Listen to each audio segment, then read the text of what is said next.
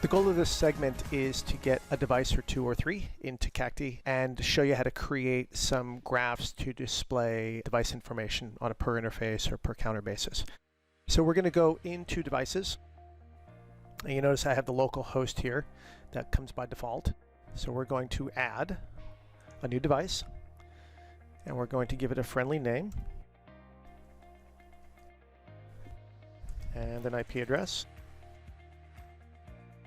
This host template section allows Cacti to better understand how to interrogate the device and to provide device-specific information like Cisco router will produce interface and CPUs, and it'll make more sense when you see it here coming up in a second.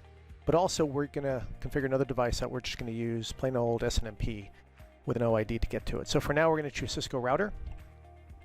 We're going to leave the defaults. We're going to use SNMP version 1.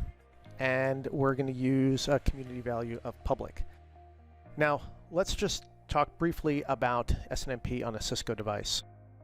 I've outputted the config just a little bit and trimmed out just to show you the SNMP section here. I created an ACL to limit who can query a device via SNMP.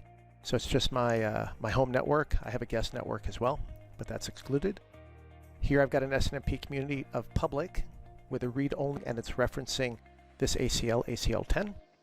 I've also got a private read-write community string. I've got the location, and I've got the chassis ID. So going back to this config, we'll notes go here. Always document everything, right? And we'll just hit create. And just like that, we got some device-specific information back. I've got my switch at 10.17. It's a Cisco switch. It's been up for 9 days. Host name, location, had I filled in some contact information, that would be here as well. So simple as that, we have our first device created. So now let's go create some graphs for this. And graphs are outputs of interfaces in this case. So remember I used that Cisco template? Well, here's what it found. It went in and found the VLAN. It found my interfaces, it found the interface names, and it also pulled the descriptions. I have an interface description listed here. This is the interface I actually want to graph. So as simple as checking it, and then saying the type of graph I'd like to use. In-out bits, 64-bit counters, we can throw out some outliers, it'll graph to the 95th percentile, it'll show total bandwidth over the interface, great for those on metered internet connections if you're doing this at home. We can convert bits to bytes. So I'm just going to choose in and out bits and hit create. Success.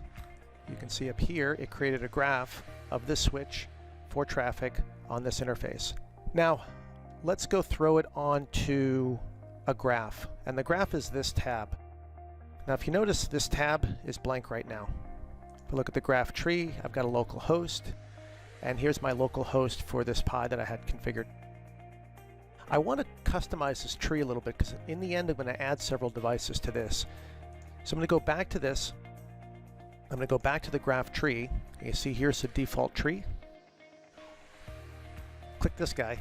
And now I can add hosts to the tree and I can customize the tree. So I'm going to add a tree item. I'm going to say it's in the root. It is going to be a header, meaning it's going to be a section. And I'm going to call this section gate. So what I'm doing is I'm creating a section, a header section in the root called gate. Hit create. So now if I go back and look at my graph, you notice now I've got a section here called gate. I've got a host called localhost. Again, that's my Raspberry Pi. Click on this, you notice there's nothing in there because we haven't populated it yet. So now let's populate it with some stuff. We're going to go into graph trees, the default tree, and here's that gate section. So now we're going to add into that section. Under gate, it's now not a header. Instead though, we're going to create a graph.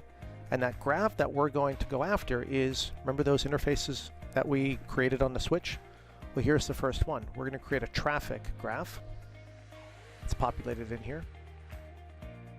We're going to say that we want it to be hourly, 1 minute, and you can obviously choose different graph views here.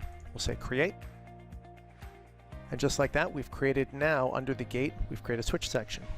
So now if we go back to graphs, what you'll notice here is we've got now the amount of traffic coming in and out of this interface. This will take some time to populate, so I'm going to pause the video and we'll come back here in a minute. You can see now that this graph has been running for a while. It's not the most interesting of graphs because it's a very consistent amount of data coming outbound from the interface. It's running about 35 megabits. You can see the average and the maximum for both outbound and inbound here shown in this graph. From here I want to add one more graph, and I want it to be the CPU graph of this Cisco switch that we've added in there. So we'll go back to the console. We'll go back into our devices. We'll take a look at our switch. And here I can create a graph for this host. Now the graph I can create, you see this over here, is a Cisco CPU graph. Now there are other types of graphs that we can create, none really relevant to Cisco unless you know the OID, which I'll cover in a section later on using this generic OID template. But let's add the Cisco CPU graph. So here on the right, we'll highlight it and we'll say create.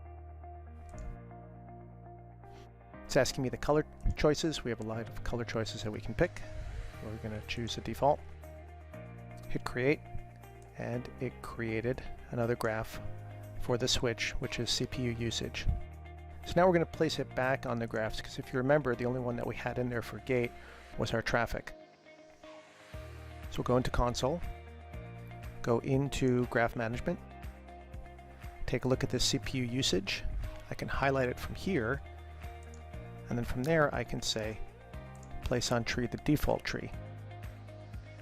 And from there I can choose a branch. Remember the section we created called gate. We'll say continue. And now we have our CPU usage added in as well. That's going to conclude this section of the video. Next up, we're going to customize Cacti even further for my use. Thanks for watching.